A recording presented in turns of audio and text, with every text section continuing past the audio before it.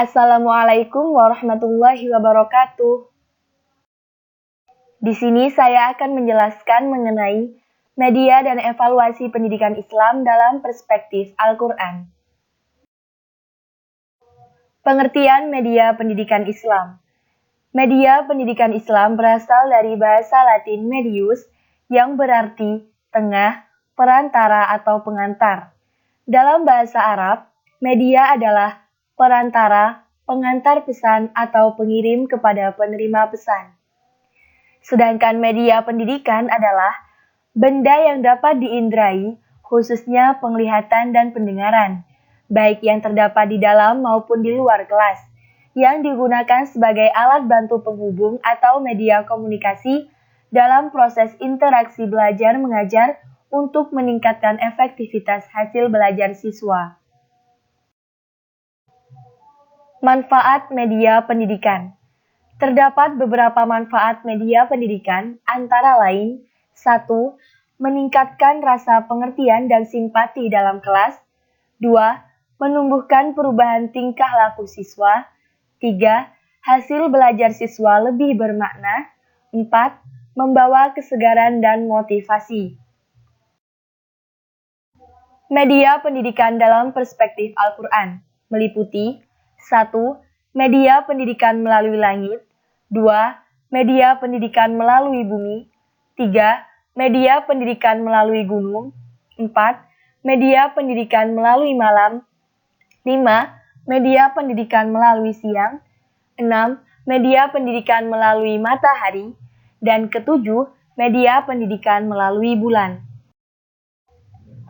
Media pendidikan melalui langit, bumi, gunung terdapat dalam Al-Quran Surat Al-Luqman ayat 10-11 dengan terjemahan, Dia menciptakan langit tanpa tiang yang kamu melihatnya, dan Dia meletakkan gunung-gunung di permukaan bumi supaya bumi itu tidak menggoyangkan kamu, dan memperkembangbiakkan padanya segala macam jenis binatang, dan kami turunkan air hujan dari langit, lalu kami tumbuhkan padanya segala macam tumbuh-tumbuhan yang baik. Inilah ciptaan Allah, maka perlihatkanlah olehmu kepadaku apa yang telah diciptakan oleh sembahan-sembahanmu selain Allah.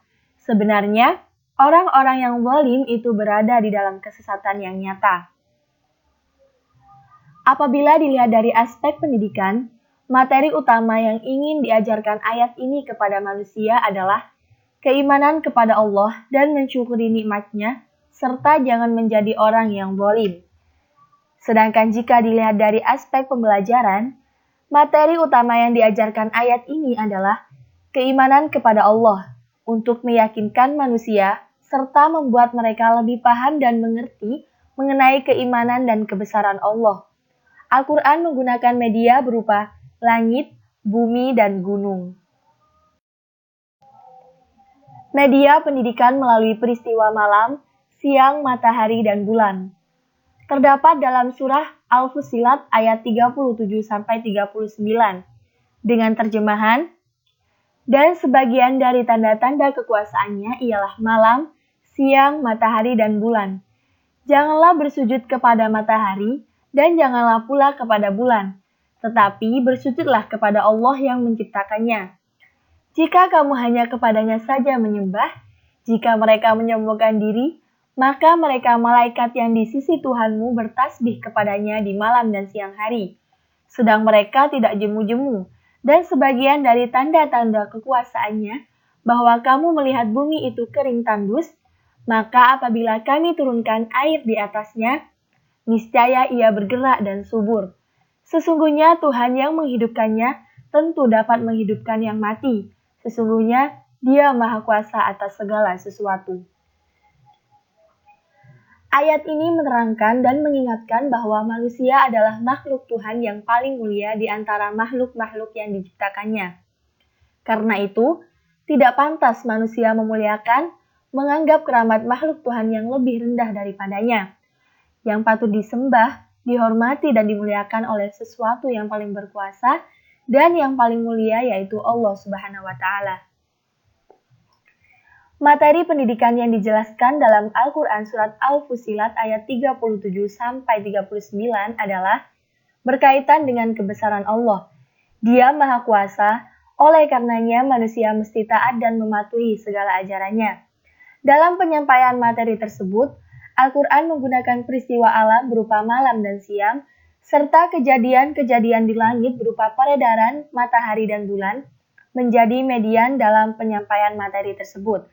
Selain itu, Al-Quran menggunakan fenomena yang terjadi di bumi berupa hubungan kualitas air dan kesuburan bumi sebagai media. Pengertian evaluasi pendidikan. Evaluasi pendidikan adalah suatu proses dan kegiatan penilaian yang terencana terhadap peserta didik dari keseluruhan aspek mental, psikologis, dan spiritual religius dalam pendidikan Islam untuk mengetahui taraf kemajuan dalam pendidikan Islam. Terminologi Al-Quran tentang evaluasi pendidikan. Surat Al-Baqarah ayat 31 dan 32 dengan terjemahan, dan dia mengajarkan kepada Adam nama-nama benda-benda seluruhnya. Kemudian mengemukakannya kepada para malaikat, lalu berfirman, "Sebutkanlah kepadaku nama benda-benda itu jika kamu memang benar orang-orang yang benar." Mereka menjawab, "Maha suci Engkau, tidak ada yang kami ketahui selain dari apa yang telah Engkau ajarkan kepada kami. Sesungguhnya Engkaulah yang Maha mengetahui lagi Maha bijaksana." Dari ayat tersebut ada 4 hal yang dapat diketahui. Pertama, Allah Subhanahu wa Ta'ala dalam ayat tersebut bertindak sebagai guru memberikan pengajaran kepada Nabi Adam alaihissalam. Kedua, para malaikat tidak memperoleh pengajaran sebagaimana yang telah diterima Nabi Adam. Ketiga, Allah Subhanahu wa Ta'ala memerintahkan kepada Nabi Adam agar mendemonstrasikan ajaran yang diterima di hadapan para malaikat.